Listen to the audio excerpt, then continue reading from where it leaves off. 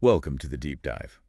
We got some really interesting material from you on Indian poetics, and one thing kept popping up, Dhwani theory. Right. Apparently, it's seen as, well, the most powerful school of thought in that tradition, Bharatiya Kavya Shastra, I think it's Yep, called. that's the one. Yeah, it's the whole system, the framework for thinking about literature in India Ah. and Javani. Well, it really is central. So what's the core idea? It really boils it down to this concept of Arthadvani, Artha Dhwani. which basically means implied meaning or suggestion, what the words hint at, beyond just their literal dictionary definition. It's about the resonance, the sound, suggesting something more. Okay, implied meaning in sound. So for you listening, we're not just talking surface level here. It's about digging deeper. Exactly. And the main figure associated with this Is- is Nanda, right? He's Yeah. the one credited with really establishing it. Absolutely. Anandavartana is key. His text, the Jvanya that's pretty much a foundational work. Dhvaniloka. Got it. But what's interesting, and something he pointed out himself, is that the idea wasn't totally out of the blue. Oh. Yeah, he actually quoted earlier scholars saying something like, Kavya Satma Dvanariti Bhuthara Samam Natapurva, Which means? roughly. Poetry's soul is Dhvani, so it was proclaimed by wise men of the past. So he was formalizing something that was already kind of sensed. Ah, okay. So for you listening, this wasn't just invented overnight. It had roots. And Nandavartana was building on something. Precisely. He gave it structure and theoretical backing. Now, who picked up the baton after him? Who helped spread the word and maybe refine it? Well, the next really major figure you absolutely have to talk about is Abhinavagupta. Abhinavagupta. He wrote this incredibly influential commentary on the Vivanyaloka. It's called the Lachanatika. Vachanatika. Like a commentary or explanation. Exactly. Think of it as like unlocking the Vivanyaloka. His commentary provided really strong support and arguably deepened the understanding of Dhwani. He was a huge proponent. So he championed the theory. Now, I also remember reading about rasa in Indian poetics. The whole idea of emotions or sentiments evoked by art. Yes, rasa is fundamental. How did Dhwani theory connect with rasa? Did Anandavardhana and Abhinavagupta see a link there? Oh, absolutely. That's a crucial connection for you to grasp. They saw Dhwani as directly supporting the rasa school. How so? Well, they argued that the best way to evoke rasa, to make you, the reader or listener, feel that emotion, wasn't by stating it outright. So not just saying, this is sad. Exactly. It was through suggestion, through what they called rasa dhvani, the suggestion of the emotion. That subtle hinting is what truly creates the aesthetic experience, the rasa. Interesting. So for you, the takeaway is suggestion is key to feeling the emotion in the poem. Don't tell, suggest. That's the essence of it, yeah. Were there any slight disagreements or maybe different angles between Anandavardhana and Abhinavagupta on this Rasa Dhvani? There was a nuance, yeah. It's subtle, but interesting for you to note. Anandavartana tended to view Rasadvani itself, the act of suggesting the emotion, as the highest, the best kind of dhvani. Okay. The suggestion itself is peak poetry.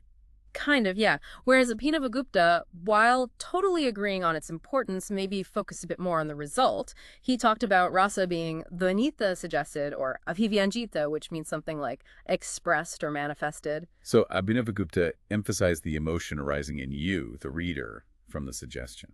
That's a good way to put it. One focuses slightly more on the mechanism of suggestion, the other perhaps more on the experiential outcome for you. Both see Rasadvani as central, though. Got it. That makes sense. Now, this theory sounds pretty powerful. Did everyone just jump on board?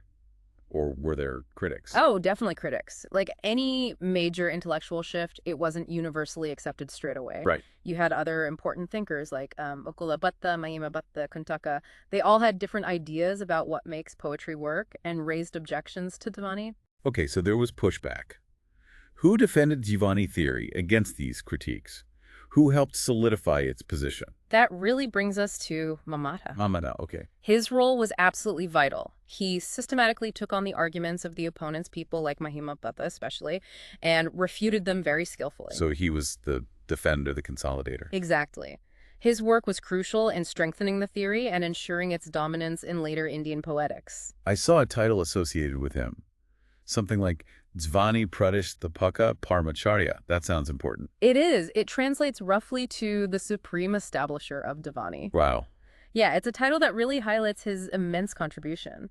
For you listening, it underscores how Mamata is credited with firmly planting the flag for Dhwani theory, making its foundations unshakable by answering the critics. He really insisted on the power of suggestion, what they called Vyanjana. Vyanjana, the power of suggestion. Okay. So Anandavardhana lays the groundwork, Abhinavagupta deepens it with his commentary, and Mamata defends and solidifies it. Quite a journey for an idea. It really was an evolution, with key figures building on and reinforcing the core concepts. So what's the philosophical bedrock here? What's the underlying theory that Dhwani is built on?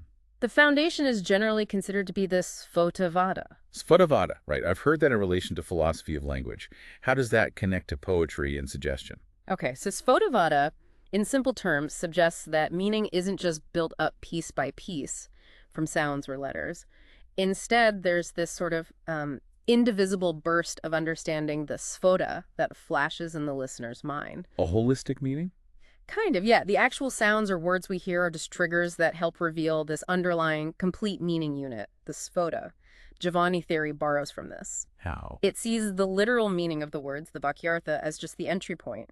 But the words also possess the suggestive power, the Vyanjana Shakti we mentioned. The power of suggestion. Right. And that power allows the words to point towards or manifest this deeper suggested meaning, the Dhwani. It's like the words activate that potential for a richer understanding connected to that sphota idea. Okay, so for you, the words are like keys unlocking a deeper layer of meaning powered by this Vyanjana Shakti and linked to this broader idea of how meaning itself works from Sphotavada. That's a pretty good way to think about it. This power of suggestion, Vyanjana, is absolutely central. It's what gives poetry its richness, its ability to resonate beyond the literal. That's fascinating. It connects literary theory to some deep philosophical ideas about language itself. It does. It shows these weren't just isolated theories about poems. They were part of a larger intellectual world. This has been really insightful. Seeing the evolution from Anandavardhana through Abhinavagupta to Mamata's defense, it paints a clear picture. It's a rich history. Now, if you, listening, want to dive even deeper into this yourself, where should you start? Any key texts? Well, the primary source is definitely Anandavardhana's Jnanaloka. That's the cornerstone text. Right. The foundational work. Exactly. And Abhinavagupta's Lochana commentary on it is also incredibly important, though maybe more advanced. Beyond that, the links we've provided alongside this discussion should give you some good starting points. Okay. They cover things like the nature of Dhwani, different types, the major works, and also the broader development of these schools in Indian poetics. So plenty for you to explore there. Excellent. So for you listeners keen to continue the journey, check out those resources. Now let's just quickly recap the main points for everyone. What are the absolute key takeaways about Dhwani theory? Okay. Number one, Dhwani theory is all about suggested meaning. Artha Dhwani, not just literal meaning.